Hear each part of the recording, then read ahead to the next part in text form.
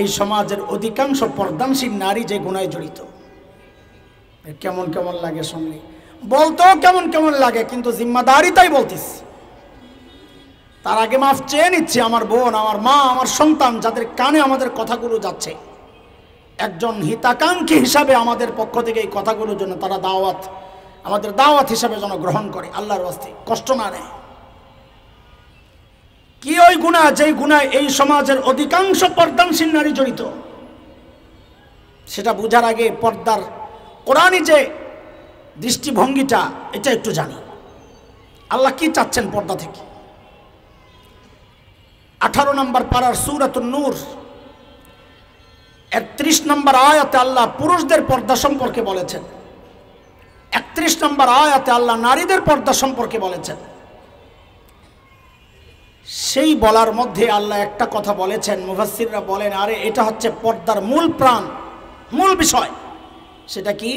আল্লাহ বলেন, ওয়ালা ইউবদিনা যিনাতাহুন্না, মেয়েরা যেন তাদের সৌন্দর্য প্রকাশ না করে। এটা হচ্ছে পর্দার মূল পয়েন্ট। কাজেই কোনো নারী যদি ছালার চট গায়ে দিয়ে নিজের সৌন্দর্য গোপন করে, তো ইসলাম বলবে সে শরিয়া অনুযায়ী পর্দা করেছে। কোনো নারী যদি ঘরের নিজের একটা কাঁথামুড়ো দিয়ে নিজের সৌন্দর্য গোপন করে, তো ইসলাম বলবে সে শরিয়া অনুযায়ী পর্দা করেছে।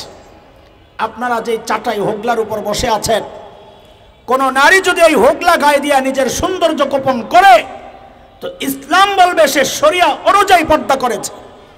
কিন্তু কোনো বোন যদি, কোনো মা যদি, আবার কলিজার টুকরা কোনো সন্তান যদি রং বেরঙের বোরকা, জিগজাগ বোরকা, টাইট বোরকা, ডিজাইনের বোরকা পরে, তো ইসলাম বলবে সে শরিয়া অনুযায়ী পর্দা করে নাই। কারণ পর্দার মূল কথা সৌন্দর্য গোপন করা। আজকালকার অধিকাংশ বোরকা দিয়া সৌন্দর্য গোপন হয় না, বরং সৌন্দর্য ওপেন হয়, প্রকাশ পায়। হাসির ব্যাপার হইল, বলতে দ্বিধা নাই, এটার একটা জ্বলন্ত প্রমাণ। আমার বাসার কাছে কিছু বোরকার দোকান আছে, জায়গাটার নাম বললে সবাই চিনবেন, বললাম না। আমি একদিন তাকায় অবাক হয়ে হাসতেছি দেখে দেখে, এই নি কারবার। বোরকার দোকানের নাম ফ্যাশন হাউস। বোরকার দোকানের নাম বলেন, বোরকার দোকানের নাম। অথচ ইসলাম বলে, কোরআন বলে ফ্যাশন ঢাকার জন্য বোরকা, আর ওরা বোরকার দোকানের নামই দিছে ফ্যাশন হাউস। তার মানে কি? আমরা যা বলতে চাচ্ছি ওইটাই সঠিক। আজকালকার বোরকা দিয়ে ফ্যাশন ওপেন হয়, সৌন্দর্য ওপেন হয়, গোপন হয় না। আমার এক বোন, আমি তার খারাপ দিকগুলো আলোচনা করে তাকে ছোট করা উদ্দেশ্য না, আমি তো দোয়া করি আল্লাহ তাকে জান্নাতবাসিনী করেন। কুমিল্লা ক্যান্টনমেন্টে ধর্ষণের পর তাকে হত্যা করা হয়েছিল, নামটা মনে আছে? একটা পণ্ডিত, ফেসবুক চালাস তোরা, তনু পেস লেগে গেছে আর কি, অনেকদিন আগের ঘটনা তো, 6-7 বছর, তাও যদ্দূর কইছেন আলহামদুলিল্লাহ। তনু ছিল হিজাবি বুঝেন? ওরা বলে ওর না, আমি বলি তেনা। চিকন একটা ফিনফিনের তেনা দিয়া চুলডিরে বাঁধাকপির মতো উপরে বেঁধে, ওইটারে সুন্দর দিয়ে পেঁচাইয়া, মুখটারে সুন্দর করে গোল করে পেঁচা, একটা সিফটি পিন মাইরা, উনি রাজব্যবশ্রীরা। তনু ছিল হিজাবি। তনু যখন ধর্ষণের শিকার হয়ে মৃত্যুবরণ করলো, ওকে হত্যাও করা হলো, তখন সুযোগ সন্ধানী তাসলিমা নাসরিন তার ফেসবুকে একটা লেখা দিছিল যে মোল্লারা এখন কি বলবে। মোল্লারা তো বলে হিজাব নারীকে ধর্ষণ থেকে, নারীকে ইফতিজিং থেকে রক্ষা করে, কারণ এটা কোরআনের কথা। আল্লাহ বলেছেন, যালিকা আদনা আন ইউরাফনা ফালা ইউযাইন, হিজাব নারীকে লা ইউযাইন, ইফতিজিং থেকে বাঁচায়া দিবে, ধর্ষণ থেকে বাঁচায়া দিবে, কষ্ট থেকে বাঁচায়া দিবে দুষ্ট লোকের। কই তনুর হিজাব তো তনুরে বাঁচাইল না, কি খোঁচা মারছে দেখছে। 6-7 বছর আগের কথা, তখন একটু ফেসবুক চালাইতাম, তা আমি যাই তার ইনবক্সের মধ্যে একটা মেসেজ দিছি যে ম্যাডাম, তনু হিজাবই ছিল, কথা সত্য, কিন্তু তনুর হিজাবটা এটা ছিল তসলিমা মার্কা হিজাব, এটা ইসলামের হিজাব আসিল না। এ লেখার সাথে সাথে আমারে ব্লক করে দিস, বুঝছে এই মৌলবীর মতিগতি ভালো না। এটাই হচ্ছে বাস্তবতা। আল্লাহর ওয়াস্তে আমার বোনদের কাছে আমাদের মেসেজ এই মাহফিল থেকে, বোরকা হবে ঢিলে ডালা, বোরকা হবে নিজের সৌন্দর্য গোপন করার একটা ইসলামী বিধান। এটা যেন আমার শয়তানি আর নষ্টামির উসিলা না হয়। অনেক সময় আমার ময়লা কাপড় ঢাকার জন্য আমি একটা সুন্দর বোরকা পরি, নাউজুবিল্লাহ। বোরকা পরেন একটা শালীন পোশাক, কিন্তু এটার এই পর্দা মনে করেন না। এই জন্য বলেছে এই সমাজের অধিকাংশ পর্দানশীল নারী এই গুনার মধ্যে জড়িত, কারণ তিনি এটাকে পর্দা মনে করতেছেন, অথচ করতেছেন গুনাহ। কয়টা গুনাহ বললাম তাড়াতাড়ি, আমি তো মূল কথায় ঢুকতে পারতেছি না এখন। হ্যাঁ, সময় তো নাই, বলেন তাড়াতাড়ি বলেন কয়টা গুনার কথা বলছি? যে গুনার মধ্যে এই সমাজের অধিকাংশ মানুষ জড়িত। একটা টাচ মোবাইলের গুনাহ, 2 দাড়ি কাটার গুনাহ, 3 টাকনোর নিচে কাপড় পরার গুনাহ, 4 বোরকা পরেও সৌন্দর্য গোপন না করার গুনাহ। বিল্লাহি মিনাশ শাইতানির রাজীম। বিসমিল্লাহির রহমানির রহিম।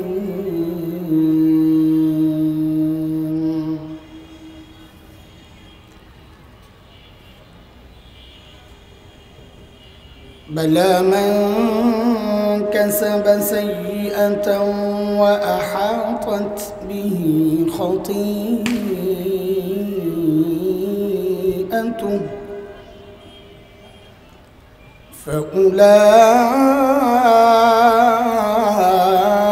فأولئك أصحاب النار هم فيها خالدون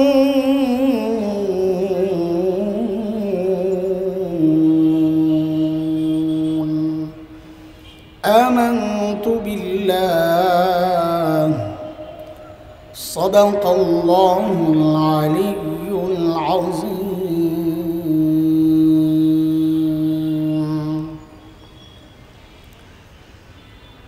শাহালি থানা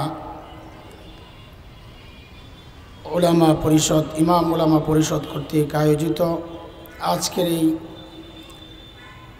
তাফসীরুল কোরআন মাহফিলের মুহতারাম সভাপতি, উপস্থিত হযরত উলামায়ে কেরাম, মুরব্বিয়ানে আযম, দূর দূরান্ত থেকে আগত ইসলাম প্রিয় সুধী সমাজ, প্রিয় ছাত্র ভাইয়েরা, যুবক বন্ধুরা, পর্দার আড়ালের মা ও বোন, আল্লাহ সুবহানাহু ওয়া তাআলার অশেষ মেহেরবানি, করুণা, দয়া, যে মহান মালিক লাখো কোটি মানুষ থেকে বাছাই করে দিনই এই মজলিসে আমাকে আপনাকে আসার বসার, কিছু কথা বলা ও শোনার তৌফিক দান করেছেন। সেজন্যে মহান রবের শুকরিয়া আদায় করি, জবান খুলে প্রাণ খুলে কালিমাতুশ শুকর উচ্চারণ করি, আলহামদুলিল্লাহ। সময়টা খুবই কম, আমিও চেষ্টা করব অল্প সময়ের মধ্যে আমার নিজের হেদায়েতকে টার্গেট করে কিছু কথা বলার জন্য। আমার মতো রোগী যদি কেউ থাকে, তারও যেন উপকারে আসে, আমি ওইভাবেই কথাগুলো বলার চেষ্টা করব। আল্লাহ তাআলার কাছে তৌফিক চাই। মুহতারাম হাজরিন, আল্লাহ সুবহানাহু ওয়া তাআলা আমাদেরকে মানুষ হিসাবে সৃষ্টি করেছেন। আমাদের 2 পাশে ভিন্ন চরিত্রের 2টা সৃষ্টি আছে।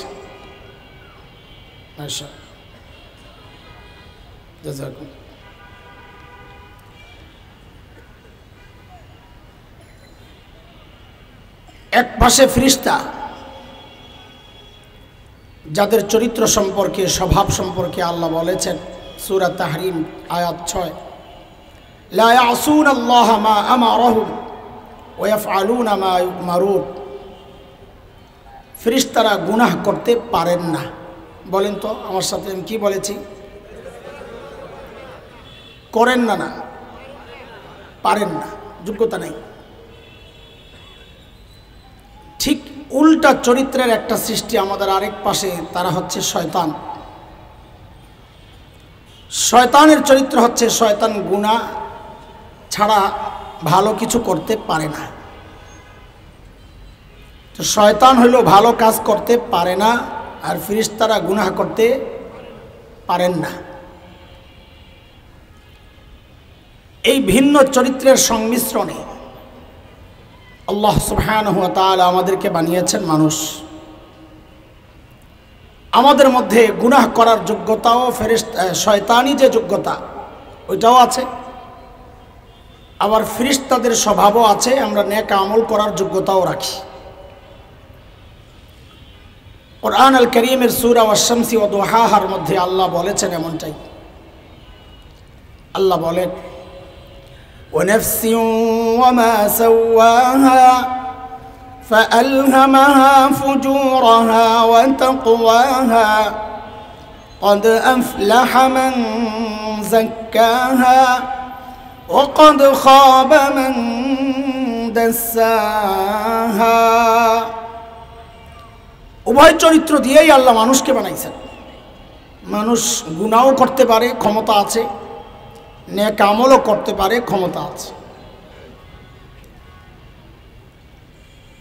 মানুষের মধ্যে সর্বশ্রেষ্ঠ যে শ্রেণী হযরতে আম্বিয়া আলাইহিমুস সালাতু ওয়াস সালাম, নবী রাসূলগণ,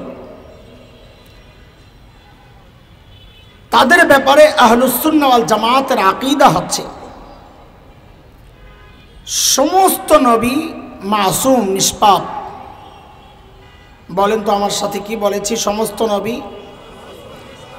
আবার বলেন,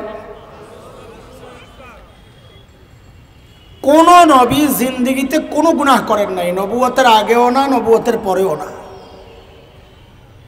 তো সমস্ত নবী কি? নিষ্পাপ। কাজেই কেউ যদি নবীদের উপর আপত্তি তোলে, দায়িত্ব অবহেলার প্রশ্ন করে, তাহলে বুঝতে হবে সে আহলুস সুন্নাহ ওয়াল জামাতের কেউ না, সে পথভ্রষ্ট, গুমরাহ। বলে তার পাগড়ি যদি অনেক সুন্দর হয়, হোক, দাড়ি অনেক সুন্দর হোক, বলে তার অনুসারী আছে কোটি কোটি, হোক, শয়তানের অনুসারী তার চেয়ে বেশি। নবীদের ব্যাপারে যদি কেউ মন্তব্য করে বাজে, নিঃসন্দেহে একদম চোখ বন্ধ করে সিদ্ধান্ত নিতে হবে সে গুমরাহ। কারণ আহলুস সুন্নাহ ওয়াল জামাতের আকীদা হচ্ছে কোন নবী জিন্দেগিতে কোনো গুনাহ, নবীদের পরের যে সৃষ্টি শ্রেষ্ঠত্বের দিক থেকে যাদের সিরিয়াল, তারা হচ্ছেন হযরতে সাহাবায়ে কেরাম রিদওয়ানুল্লাহি আলাইহিম আজমাইন। সাহাবীদের ব্যাপারে আহলুস সুন্নাহ ওয়াল জামাতের আকীদা হচ্ছে সমস্ত সাহাবী নবীদের মতো নিষ্পাপ বলি না আমরা, তবে মাগফুর, আল্লাহ কর্তৃক ক্ষমা প্রাপ্ত সমস্ত সাহাবী তারা আল্লাহর পক্ষ থেকে ক্ষমা পেয়েছে। আল্লাহ বলেছেন, ইন্নাল্লাযীনা ইয়াগুদ্দুনা আসওয়াতাহুম ইনদা রাসূলিল্লাহ উলাইকা আল্লাযীনা ইমতাহানা আল্লাহু কুলুবাহুম লিত্তাকওয়া লাহুম মাগফিরাতুন ওয়া আজরুন আযীম।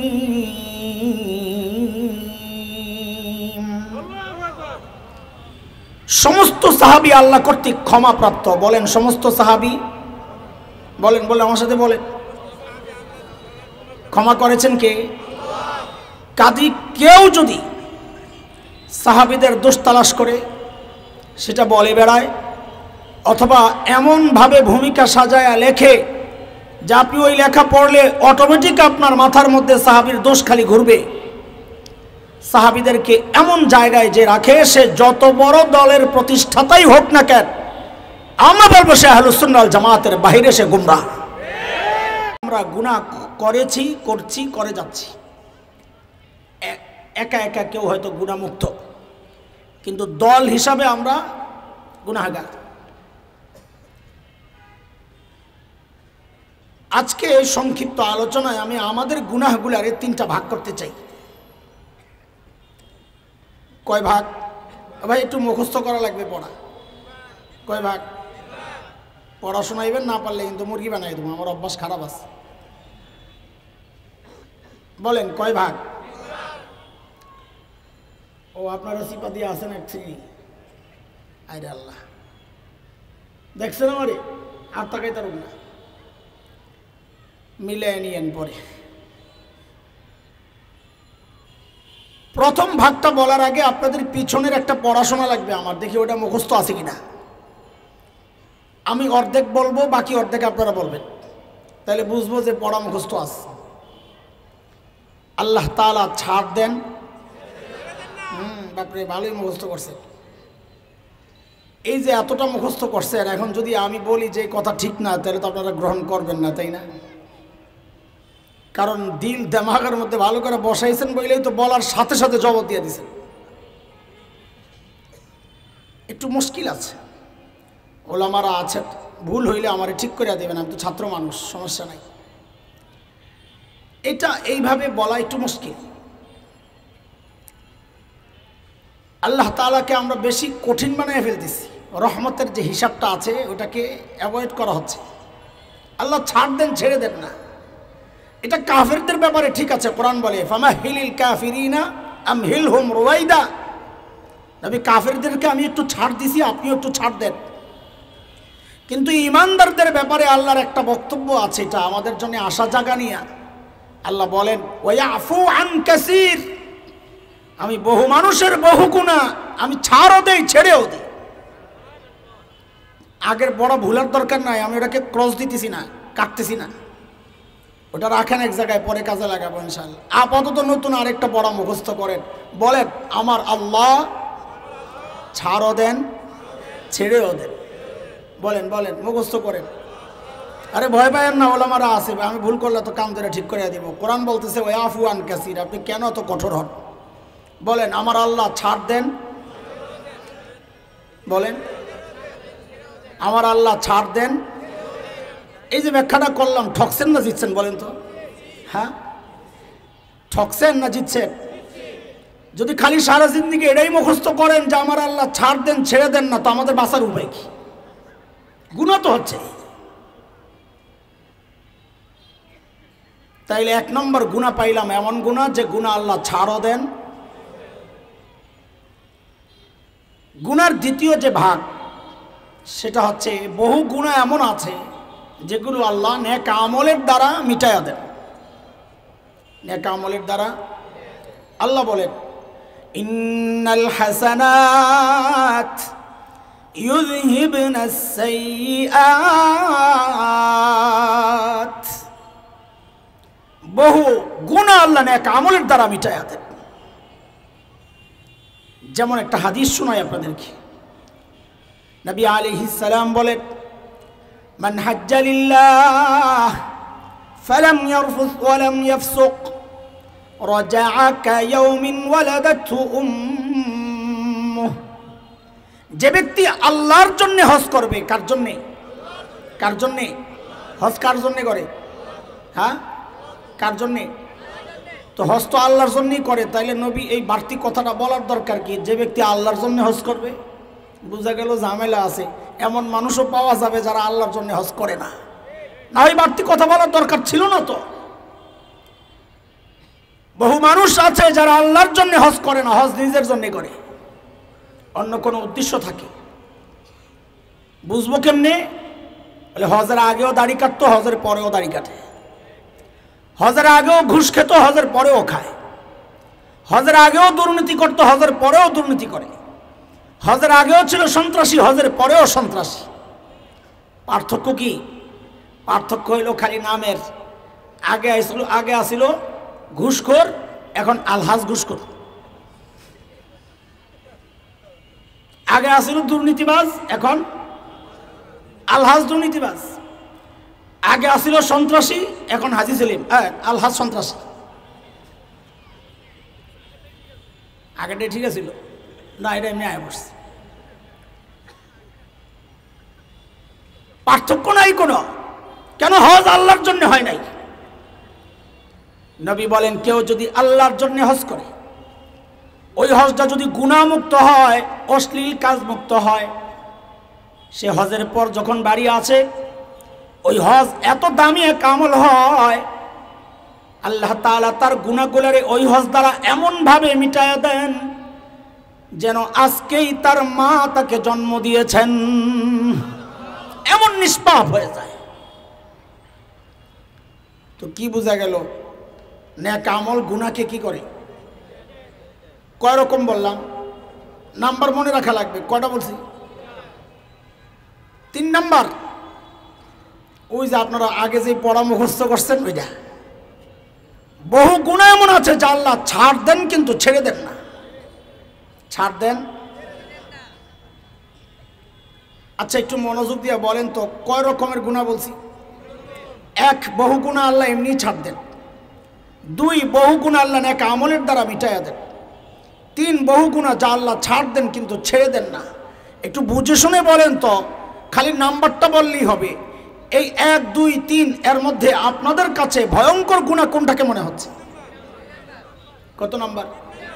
কত নাম্বার? আমার কাছেও তাই মনে হচ্ছে। তাইলে আপনাদের কাছে আমার জিজ্ঞাসা, যে গুনাহ আপনার কাছে ভয়ঙ্কর মনে হচ্ছে, আসলেই তো ভয়ঙ্কর। আল্লাহ বলেছেন ছাড় দিলেও ছেড়ে দিবেন না। তাহলে ওই গুনাহটা চেনা দরকার কিনা? হ্যাঁ, ছাড়া দরকার কিনা? তাহলে আজকে এই অল্প সময়ের মধ্যে আমাদের এই আলোচনার বিষয় এটা, যেই গুনাহ আল্লাহ ছাড় দেন কিন্তু ছেড়ে দেন না, আমরা ওই গুনাহ চিনব এবং ওই গুনাহ থেকে বাঁচার উপায় জানবো ইনশাআল্লাহ। ঠিক আছে? আলোচনার বিষয় ঠিক হয়েছে? এইমাত্র ঠিক করলাম না? ঠিক আছে জিজ্ঞেস করি নাই, ঠিক হয়েছে কি না? ঠিক আছে তো অবশ্যই। আমি যেটা ঠিক করছি এটা তো আমার বিষয়, সঠিক বেঠিক জিজ্ঞেস করি না। এটা তো ওলামারা বলবেন, ভুল হলে দৌড়াই দিবেন, সমস্যা নেই। আমি বলছি যে আলোচনার বিষয় বুঝতে পারছেন কিনা? কি সেটা? যে গুনাহ আল্লাহ ছাড় দেন কিন্তু সেই গুনাহ আমরা আজকে চিনব, সেই গুনাহ আজকে, এবং সেই গুনাহ থেকে বাঁচার উপায় জানবো বা শিখবো। ঠিক আছে ইনশাআল্লাহ? ইনশাআল্লাহ। শুরুতেই সূরা বাকারার যে আয়াতটা আমি পড়েছি, ওই আয়াতে সেই রকম একটা গুনার কথা আল্লাহ বলেছেন যা আল্লাহ ছাড় দেন কিন্তু ছেড়ে দেন না। সেটা কি মালিক বলেন? বালা মান কাসাবা সাইয়্যাতান ওয়া আহাতাত বিহি খাতিআতুহু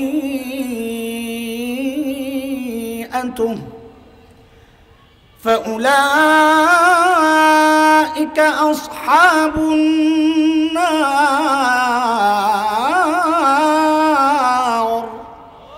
হুম ফিহা খালিদুন।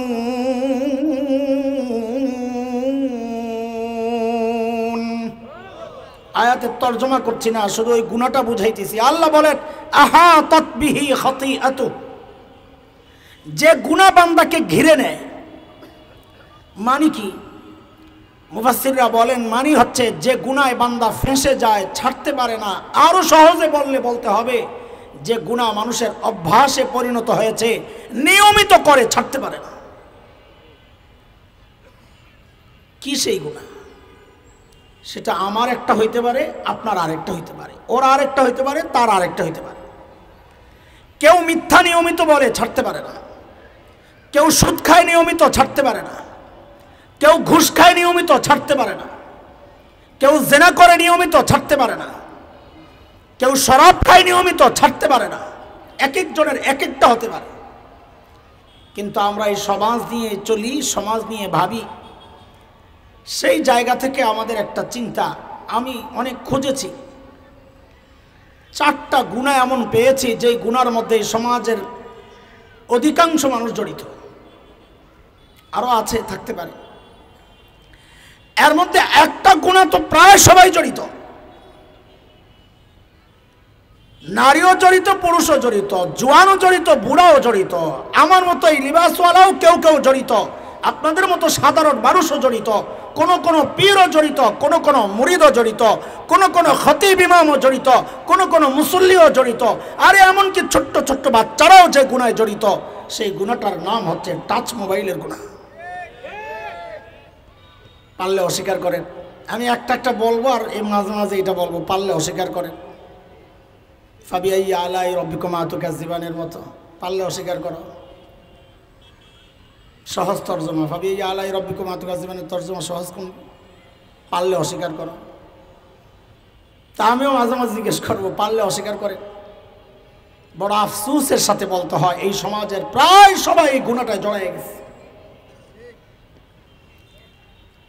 আর দুইটা গুনাহ আছে যেই গুনার মধ্যে এই সমাজের অধিকাংশ পুরুষ জড়িত।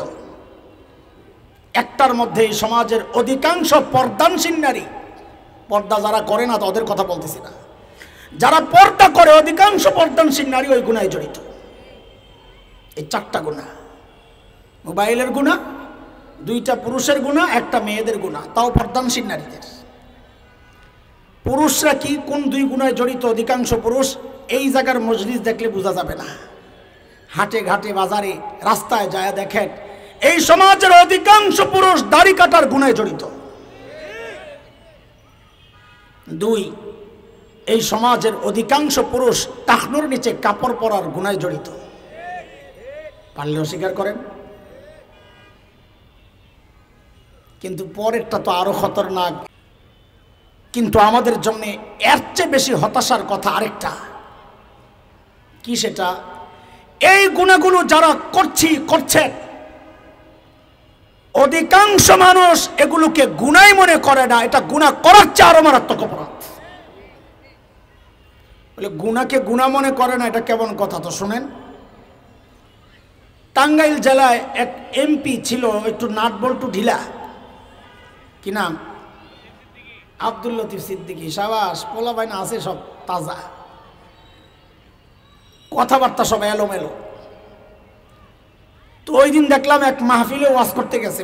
এখন তো নেতারা মাহফিল পাইলে এগো মাথা নষ্ট হয়ে যায়, কারণ এত মানুষ তো জমা করতে পারে না। হুজুররা সারা বছর কষ্ট করে একটা মাহফিলের আয়োজন করে, ওরা যায় টাইম পাস করে, নষ্ট করে। আমি একসময় খুব অবাক হইতাম একটা দৃশ্য দেখি। ওরা যখন বক্তব্য দেয় অধিকাংশ মানুষ উঠে আশেপাশে ঘোরাঘুরি করে, মনোযোগ দিয়ে শোনে না। তারপরও সে তার বক্তব্য চালায় কেমনে, লজ্জা লাগে না? আমরা তো বয়ানের সময় যদি দেখি কিছু লোক করছে তাড়াতাড়ি বয়ান ছেড়ে দিই। আল্লাহ, হয়তো আমি বুঝাইতে পারতেছি না, মানুষ অমনোযোগী হয়ে গেছে, তাড়াতাড়ি বয়ান ছেড়ে দিই, লজ্জা লাগে। ওই লোক অধিকাংশ শ্রোতা উঠে যায়, তারপরও বয়ান চালাইতেছে। পরে একটা কারণ আমার মাথায় আসছে যে এটাই ওর চিন্তা হইল, এই মানুষ যায়ও যা থাকে, আমি ডাকলে তো তাও আসে না, তো লস কি আমার? বুঝেন নাই কথা?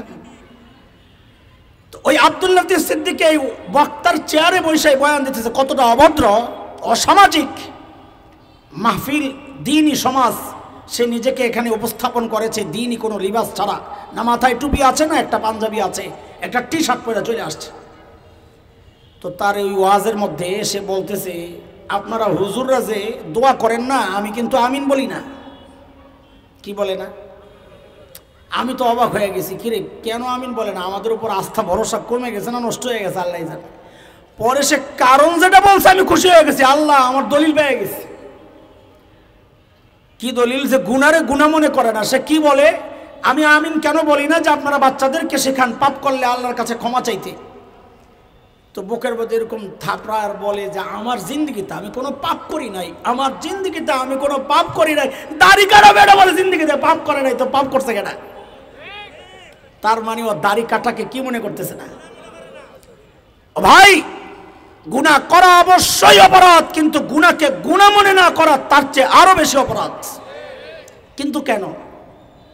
কারণটা কি? এই কারণটাই আজকে মূল আলোচনা করব ইনশাআল্লাহ। এই অল্প সময়টা ঘুরে দেখে দেখি খুব বেশি শর্ট, এই জন্য চিন্তা করছি যত শর্টে কাম সারা যায়। গুনাহকে গুনাহ মনে না করা কেন গুনাহ করার চেয়ে মারাত্মক অপরাধ, এটা একটু বুঝবো আমরা মনোযোগ সহ। শয়তানকে আল্লাহ তাআলা যখন তাড়াইয়া দিয়েছেন বাইরতি, তো শয়তান কিন্তু আল্লাহর কাছ থেকে অনেক কিছু মঞ্জুর করাইছে। অনেক কিছু বলতে 3 জিনিস মঞ্জুর করাইছে, জানেন তো না?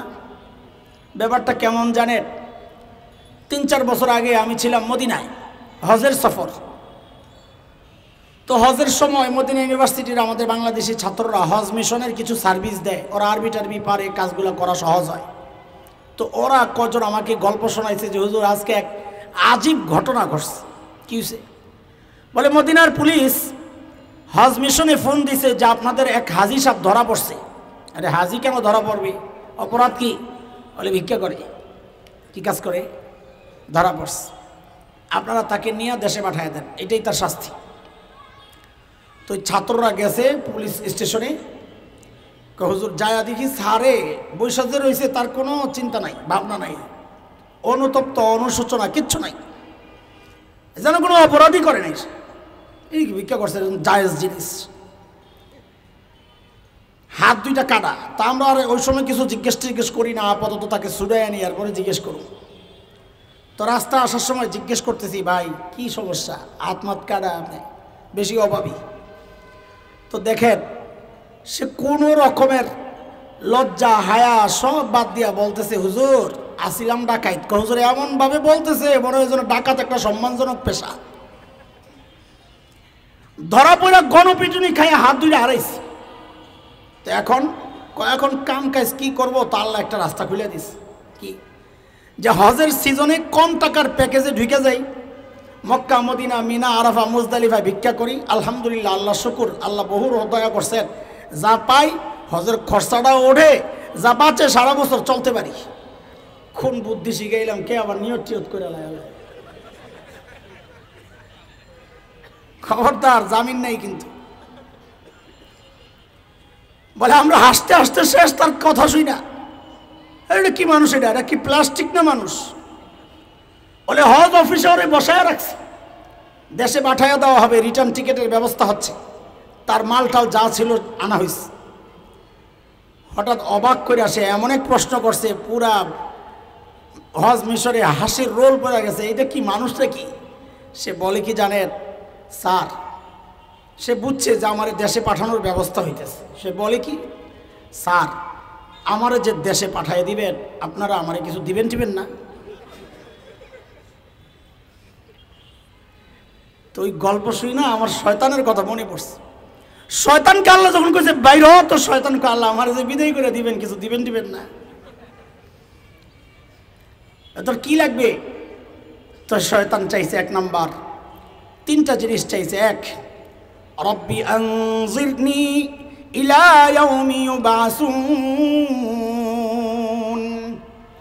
আল্লাহ আমি সুযোগ চাই, হায়াত চাই। কোন পর্যন্ত? আলেমরা বললেন না, সাধারণরা বলেন হায়াত চাইছে কোন পর্যন্ত?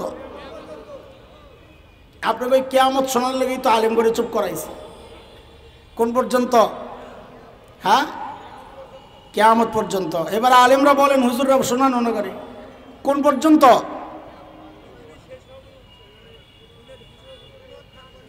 পুনরুত্থান দিবস পর্যন্ত। এবারে তুই আলেম, তুই পড়স কলেজে, দেখলে তোর মৌলবী মনে হয়। আমার সাগরেদ আবার বলে না যে কারে বেড়ায় তুই করে কইতাছে, ও আমার পিছনে নামাজ পড়ে সবসময় খেদমত করে, এই জন্য বলতেছি। কলেজে পড়ে, পুনরুত্থান দিবস পর্যন্ত সুযোগ চাইছে। এখানে ছিল শয়তানের এক মহাবাটপারি। কি সেই বাটপারি? বাটপারি একটু সংক্ষেপে বুঝাল, মজার বাটপার। বাটপারও তো বাটপার। হযরত ইসরাফিল সিংহায় ফু দিবেন দুইবার। প্রথমবারের ফুয়ের সাথে কুল্লু শাইইন হালিক ইল্লা ওয়াজহা, আল্লাহ ছাড়া সব ধ্বংস হয়ে যাবে। এটাকে বলে সাআহ, কিয়ামত। ইসরাফিলকে জিন্দা করে আল্লাহ আবার একটা সিংহায়, ওইটাকে বলে ইয়াউমি ইউবাসুন, সবাই আবার উঠবে। ওই যে দ্বিতীয়বার যে ওঠানো হবে, এরপর মৃত্যু শেষ। মৃত্যুকে আল্লাহ একটা বস্তু জন্তু বানায় জবে করে দিবেন, মৃত্যু শেষ। এরপর আর কেউ মারা যাবে না। ইয়াউমি ইউবাসুনের পর আর কেউ মারা যাবে না। যারা জাহান্নামে যাবে কাফের অবস্থায় চিরকাল জাহান্নামে, যারা জান্নাতে যাবে ইমানের সাথে চিরকাল জান্নাতে। ইমান না হইলে তার জান্নাতে যাবে না। জান্নাতে ঢুকা মানে চিরকাল জান্নাতি। মৃত্যু শেষ। জাহান্নামে মানুষ মরবে না, লা ইয়ামুতু ফিহা ওয়ালা ইয়াহইয়া, মরবে না। এমন জীবন যেটা মৃত্যুর মতো, কিন্তু মরবে না। শয়তান কি বাটপারি করছে দেখেন। শয়তান কিয়ামত পর্যন্ত সুযোগ চায় নাই, যে তরজমা আপনারা করছেন। শয়তান জানে আমি যদি কিয়ামত পর্যন্ত সুযোগ চাই, তাহলে তো আমারও মরা লাগবে। তো এটারে আস্তে করে এটারে চিপায় ফালাইয়া হয় কয় ইলা ইয়াউমি ইউবাসুন, আল্লাহ আমারে পুনরুত্থান দিবস পর্যন্ত সুযোগ দেন। অচিন্তা করছে যদি এরা মঞ্জুর হয়ে যায়, মরার কষ্ট থেকে আমি বেঁচে গেলাম। ওই বাটপারি আমরা না ধরতে পারি নাই, আল্লাহ ধরতে পারেন নাই। তো আল্লাহ জবাবে কি বলেন, ইন্নাকা মিনাল মুনজারিন, যা তোরে সুযোগ দিলাম, তবে টাইম তুই যেটা চাইছস ওইটা না। ইলা ইয়াউমিন ওয়াক্তিন মালুম, টাইম ওইটাই যেটা আমি নির্দিষ্ট করছি। শয়তান দেখছে পাস তো হয়েছে, পুরা তো হইল না, আল্লাহ আরেকটা চাই। কি চাস? বলে আদমের তো অনেক সন্তান হবে লম্বা সময়, তো আমি যে দুনিয়ায় যা বলবো আয় খেলা হবে, তো আমার কর্মী লাগবে না? তো কি লাগবে তোর? আমারও সন্তান দেন। এই খেয়াল করে জবাব দেন তো, শয়তানের সন্তান লাগবে, চাইছে কার কাছে? জোরে বলেন, আমার সাথে বলেন, শয়তানের কি লাগবে? আচ্ছা দুইটা একসাথে কষ্ট হবে। ইবলিসের সন্তান লাগবে, চাইছে কার কাছে? বলেন কার কাছে? কার কাছে? আরো চিৎকার করে বলেন না, কার কাছে? মিয়া তাইলে তো তুমি শয়তানের চেয়ে খারাপ। শয়তানের সন্তান লাগবে, চাইলো আল্লাহর কাছে, আর তোমার সন্তান লাগলে তুমি চাও খাজার কাছে, কবরওয়ালার কাছে, মাজারওয়ালার কাছে। তুমি শয়তানের চেয়ে খারাপ। না মাঝে মাঝে আমরা বলি না তুই শয়তানের বড়টা, এই একটা পাওয়া গেছে। লিস্ট রাইখেন কোনটা কোনটা শয়তানের বড়টা, এটা একটা। এই শয়তানের বড়টা, শয়তানের সন্তান লাগবে, চাইলো আল্লাহর কাছে, আর এই মাথা মোটা গুলা যায় চায় খাজার কাছে। আচ্ছা যে সন্তান চায় ওটা কি জেতা চায় না মরা চায়? বলেন না, যে সন্তান চায় মাজারওয়ালার কাছে, জেতা চায় না মরা চায়? তুই কেমন বোকার বোকা, জেতা জিনিস চাস মরা মানুষের কাছে? বুঝেন না এই কথা? কেসে মাথা মোটা। তো আল্লাহ বলেন যা, তোর সন্তানও হবে, আদমের মতো তোরও সন্তান হবে, তাইলে খেলা হবে। তবে এটা তো বাহিরে দিয়ে খেলবো, একটু ভিতরে ঢোকা লাগবো না? কি চাস? বলে মানুষের বনি আদমের রক্তের রেশায় রেশায় দৌড়াতে চাই। আল্লাহর হাবিব বলেন, ইন্নাশ শাইতান ইয়াজরি মিনাল ইনসান মাজারাদ দাম। শয়তান মানুষের রক্তের রেশায় রেশায় দৌড়ায়। ও ভাই, শয়তান আমার শরীরের ভিতরে রগে দিয়া দৌড়ে দৌড়ে আমারে ধোকা দেয়। ঢুকে কোন দিক দিয়া? কোন দিক? বলেন, জানেন না? এত ভাগ থাকতে আপনি মুখটারে বাছাই করলেন শয়তানের জন্য? ধর্মিয়া শয়তানের জন্য সবচেয়ে নিকৃষ্ট ভাগটারে ঠিক করবেন কয় মুখ দিয়া? একটাও না। না তাহলে বুঝি আপনারা বুঝেন না বা জানেন না। ঢুকবে তো রগে, কাজে মুখ কান নাক এগুলো তোর সাথে রগের সম্পর্ক না। ও ঢুকবে শাহরগ দিয়ে, হাবলুল ওয়ারিদ যেটা স্পাইনাল কর্ড, হাতটা পেছনে নিলে ডান মাঝখানের যে আঙ্গুলটা, এই আঙ্গুল যেখানে যায় লাগে, বাম হাতটা যেখানে যায় আঙ্গুল থেকে ঘাড় আর কাদের মাঝখানে শয়তান ওদিক দিয়া ঢুকে। এই জন্যে ঠিক ওই জায়গায় আল্লাহ আমাদের নবী আলাইহিস সালামের ঠিক ওই জায়গায় মোহরে নবুয়ত লাগাইয়া দিছেন, যেন ওদিক দিয়া শয়তান ঢুকতে না পারে। কয়টা মঞ্জুর করাইছে? বলে না কয়টা? লম্বা হায়াত, সন্তান, ভিতরে ঢোকার অধিকার। এই তিন সুযোগ যখন শয়তান পেয়ে গেল, এখন আমার বাবা বসে বসে কান্না করে, হায় আমার সন্তানের কি হবে? আমার বাবাকে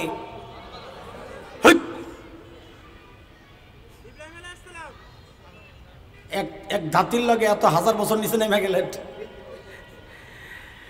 বলবেন নবী আদম। বলেন, ঠিক করে বলেন, আমরা কার সন্তান?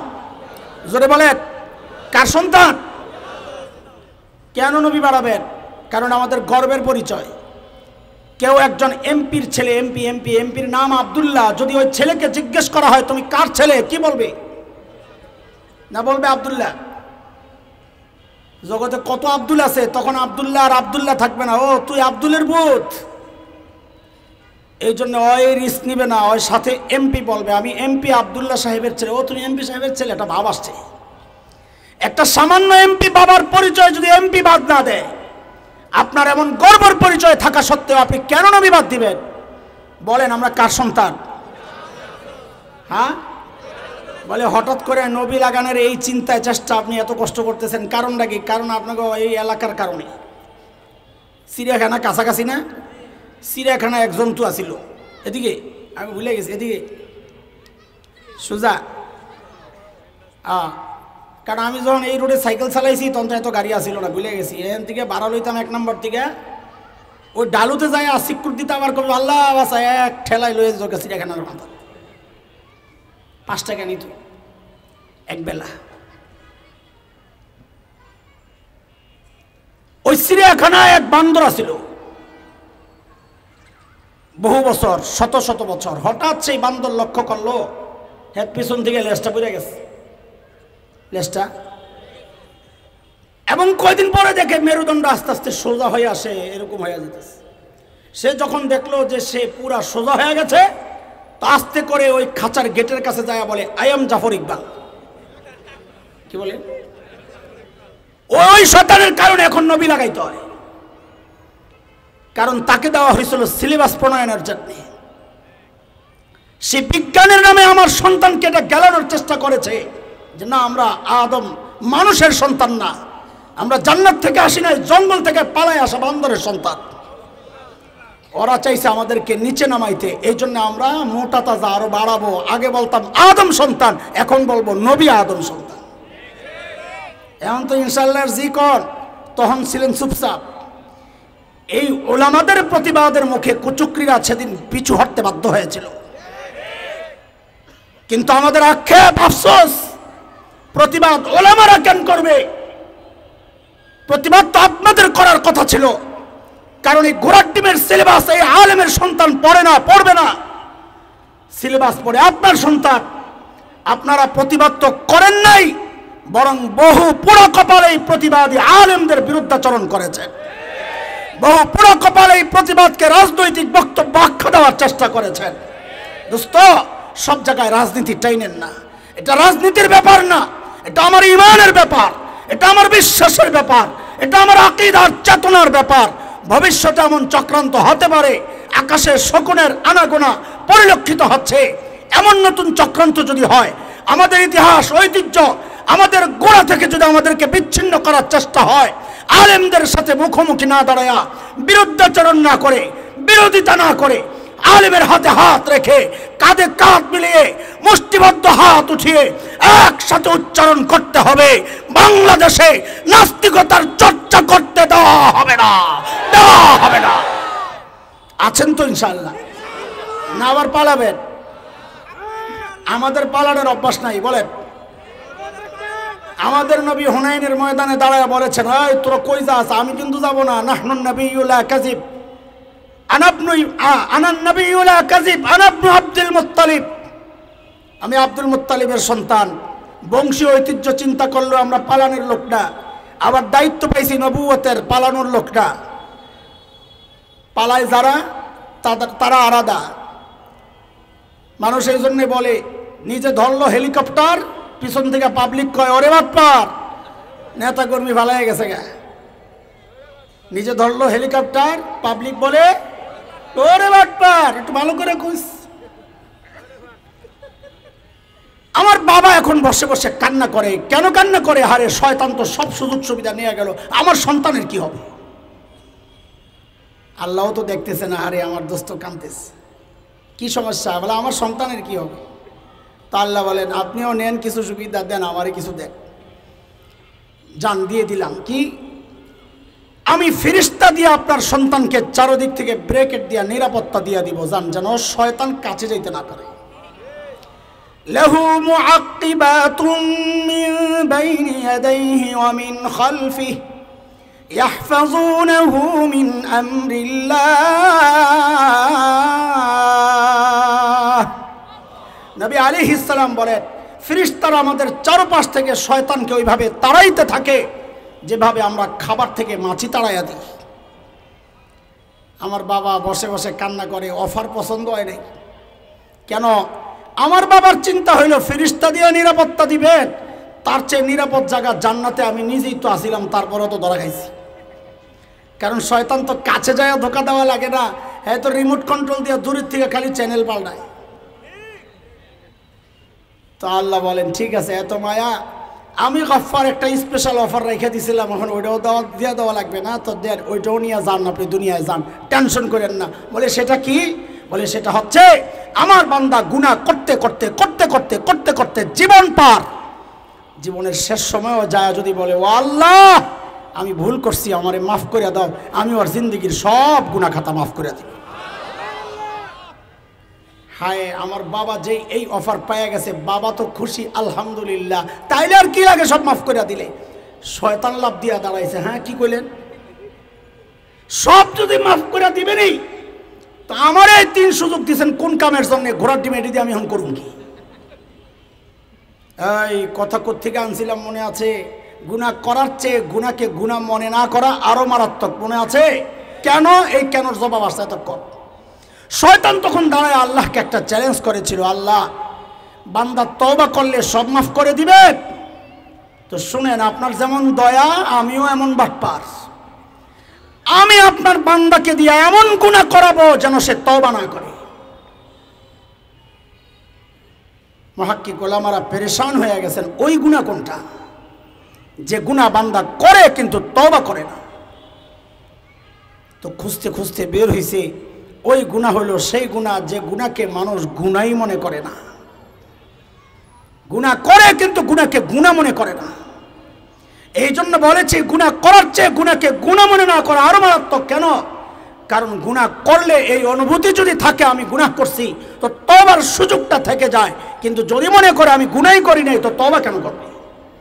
এর 1 নম্বর উদাহরণ হচ্ছে বেদাত। কি বেদাত কেন এত ভয়ঙ্কর? কারণ বেদাত যে করে, বেদাতকে সে গুনাহ মনে করে না। সে যদি গুনাহই মনে করতো তাইলে বেদাত হইতো না। বেদাত তো হয় সব মনে করলে। যে ওরস করতেছে সে কি মনে করতেছে আমি ওরস করতেছি গুনাহ হইতেছে? বলেন, এই মাজারে যা হচ্ছে যারা করতেছে তারা কি মনে করতেছে গুনাহ করতেছি? সে তো জানে আমি তো সব কামাইতেছি, বাবার লগে জান্নাতে যাবো গা। গাঞ্জা টানে তাও মনে করে হ্যাঁ এটাও একটা ভাব আসতেছে। এই জন্য এই গুনাহটা এত মারাত্মক, তওবা নসিব হয় না। মুহতারাম হাজরিন, সময় একেবারেই সংকীর্ণ। আমাদের আলোচনার 2টা পাঠ আমরা করেছিলাম শুরু থেকেই। একটা হচ্ছে ভয়ঙ্কর গুনাহটা চিনব, সেটা কোনটা যে গুনাহ আল্লাহ ছাড় দেন, কিন্তু সেই গুনাহ কোনটা যে গুনাহ বান্দা নেশার মতো নিয়মিত করে ছাড়তে পারে না। এমন 4টা গুনাহ এই সমাজের আমরা বের করেছি, আপাতত আরও আছে। ছাড়ার উপায় কি? খুব সংক্ষেপ ছোট্ট করে বলতেছি, ছাড়ার উপায় কি? ও ছাড়বো নি আগে বলি ইনশাল্লাহ। বলেন ইনশাল্লাহ। গুনাহ ছাড়তে চাই তো ইনশাল্লাহ। তো শোনেন, একটু মনোযোগ দিয়ে আমাকে একটু সাপোর্ট দেন। আপনারা কথাবার্তা বলেন তো বলা আমার সহজ হবে, তাড়াতাড়ি হবে। বলেন তো, আমরা যখন গুনাহ করতে আগাই, দুনিয়ার কেউ আমাদেরকে না দেখলেও, কেউ না জানলেও একজন জানেন, দেখেন, তিনি কে? আর একটু চিৎকার করে বলেন তো কে? জবাব সহি, ঠিক আছে। কিন্তু শব্দ আমরা এটা না বলে অন্যটা বলতে চাই। বলে কোনটা? এই প্রসঙ্গে সাপোর্ট হিসাবে কোরআনের যে আয়াতটা আমি আনতে চাই, ওই আয়াত আল্লাহ নিজের যে পরিচয় দিয়েছেন ওই নামটা বলতে চাই। সেটা হচ্ছে, বলেন রব্বে করিম। বলেন সবাই। আমরা যখন গুনার দিকে আগাই তখন কে দেখতে থাকেন? সাথে আরেকটা বলবেন, আমরা ছোটবেলায় অপরাধ করলে মুরব্বীরা আমাদেরকে ডাক দিতেন না? ডাক দিতেন নাই কেন করো? তো রব্বে করিমও আমাদেরকে ডাকেন। তো বলেন, আমরা যখন গুনাহ করি তখন আমাদেরকে কে দেখতে থাকেন? দেখতে থাকেন আর ডাকতে থাকেন। বলেন আমার সাথে, 2টা কাজ, দেখতে থাকেন আর বলেন দেখতে থাকেন আর। সবাই বলেন তো, দেখতে থাকেন আর কি বলে ডাকেন? কোরআনে সূরা ইনফিতার, আম্মা পাড়ার যে 5 নম্বর সূরা, ওই সূরায় আল্লাহ বলেছেন কিভাবে ডাকেন, আল্লাহ কি শব্দে ডাকেন। আল্লাহ বলেন, ইয়া আইয়ুহাল ইনসান মা গররাকা বিরাব্বিকাল কারীম।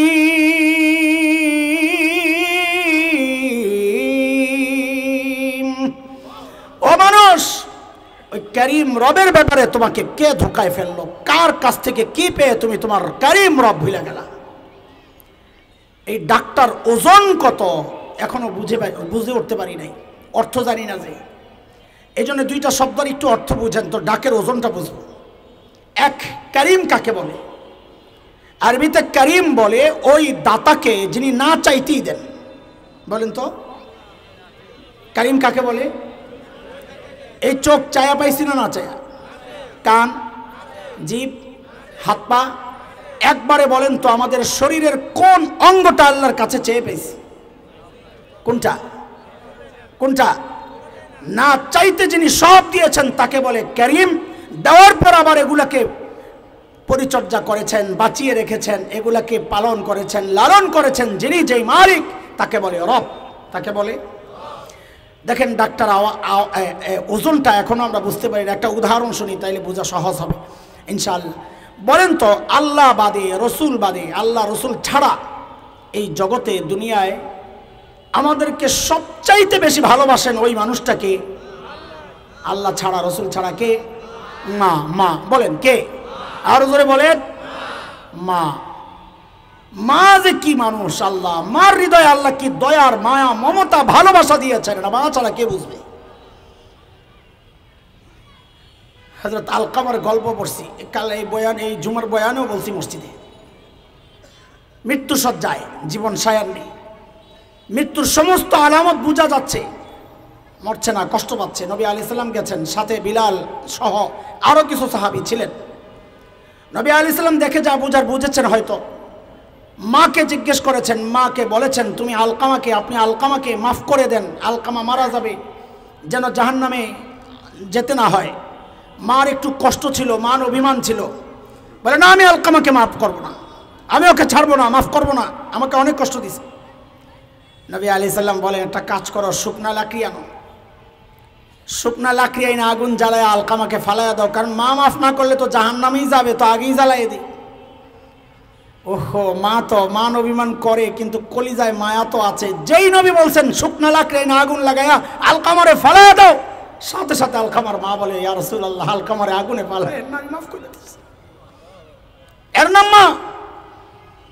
আমি বাচ্চাদেরকে বলি, মা চিনো, ঘরে খাবার যা আছে, মা যদি মনে করেন এখান থেকে আমি যদি খাই তো আমার বাচ্চারা পেট পুরে খেতে পারবে না, মা ওই মানুষ ওই মুহূর্তে প্রচন্ড ক্ষুধা পেটে নিয়ে একটা অভিনয় করবেন, কি আম্মুর বমি বমি লাগতেছে, আম্মু খাবো না, তোরা খেয়ে নে, অথচ ক্ষুধায় পেটটা জ্বলতেছে। এই স্যাক্রিফাইস সারা জিন্দেগি যে মানুষটা করেছেন তার নাম। এই জন্যই তো ওলামারা মাসআলা আলাদা করেছেন বাবা আর মায়ের। কি সেটা? কোন সন্তান যদি বাবা মার আগে মৃত্যুবরণ করে তো মাসআলা হইল বাবা সন্তানের লাশের পেছনে পেছনে যেতে পারেন, বাবা সন্তানের কবরেও নামতে পারেন। বলে কেন, বাবার কলিজায় কি মায়া দয়া নাই? বলে আছে। বাবাও চিৎকার করে করে কান্না করবেন, কিন্তু বাবাকে আল্লাহ ওই শক্তি, ওই মনোবল দিয়েছেন, বাবা সন্তানকে দাফন করে কান্না করতে করতে উপরে ওঠার মতো ক্ষমতা রাখেন। কিন্তু কোনো মায়ের জন্য সন্তানের লাশের পেছনে যাওয়া চলবে না, কোনো মায়ের জন্য সন্তানের কবরে নামা চলবে না। কেন? কারণ দুনিয়ায় এমন কোনো মা নাই যে সন্তানকে দাফন করার জন্য কবরে নেমে সন্তানকে শোয়া নিজে আবার সুস্থ অবস্থায় উপরে উঠবেন, এমন কোনো মা জগতে নাই। শোয়া নিজেও শুয়ে পড়বেন। এরে ভাই, এরে বাপ, এ আমার সন্তানেরা, যুবকরা, একটু বলো আমাকে, এই যে মার কলিজায় এত দরদ, মমতা, মায়া, ভালোবাসা, কারণটা কি? মা আমার দুই চোখের এক চোখ বানাইছেন, একটা কান বানাইছেন, একটা হাত। একবারে বলে ফেলেন তো, মা আমার শরীরের কোন অঙ্গটা বানাইছেন? হ্যাঁ, কি বানাইছেন? বলেন কি বানাইছেন? কিছুই না, কিছুই না। অল্প কয়েকদিন ভাড়াটিয়ার মতো পেটে ধারণ করেছেন, হওয়ার পরে লালন করেছেন। মা আমার শরীরের কিচ্ছু বানান নাই, তাতেই মার কলিজায় এত মায়া। তাইলে যে আল্লাহ আমার চোখ বানাইছেন, ওই আল্লাহর কত মায়া। যে আল্লাহ আমার হাত পাও বানাইছেন, ওই আল্লাহর কত মায়া। যে আল্লাহ আমাকে এত এত নিয়ামত দিয়ে বাঁচায় রাখছেন, ওই আল্লাহর কত মায়া। আমি আপনি যখন গুনার দিকে আগাই না, আমার মালিক ওই মায়ার কথাগুলো মনে করিয়ে দিয়ে দিয়ে ডাকতে থাকেন, ইয়া আইয়ুহাল ইনসান মা গররাকা বিরাব্বিকাল কারীম। এর মানুষ, যে চোখ দিয়ে তুই গুনাহ করতেছস, এই চোখ কিন্তু তোর নায়ক নায়িকা দেয় নাই, আমি কারীম দিছি, না চাইতে দিছি। যে কান দিয়া গুনাহ করতেছস, ওই কান কিন্তু তোর গায়ক গায়িকা দেয় নাই, আমি কারীম দিছি, না চাইতে দিছি। বলে কারীম তো ওই সত্তা যিনি না চাইতে দেন, রব তো ওই সত্তা যিনি ঠিকঠাক রাখেন। আপনি কি করছেন? তো আল্লাহ যেন বলছেন, আরে জালিম, তোর চেহারার দিকে তাকায়া দেখ, তোর মতো সুন্দর করে আমি কাউরে বানাই নাই। আমি আর কথা আগাচ্ছি না। এই চিন্তাটা যদি দিল আর দিমাগের মধ্যে বসানো যায়, ইনশাআল্লাহ দেখবেন গুনাহ করার সময় ডাক কানে বাজবে, হৃদয়ে বাজবে, গুনাহ থেকে বাঁচা সহজ হবে। আল্লাহ তাআলা আমাদের সবাইকে সব রকমের গুনাহ থেকে বাঁচায় রাখেন, আমিন। ওয়া আখিরু দাওয়ানা আলহামদুলিল্লাহি রাব্বিল আলামিন। আসসালামু আলাইকুম।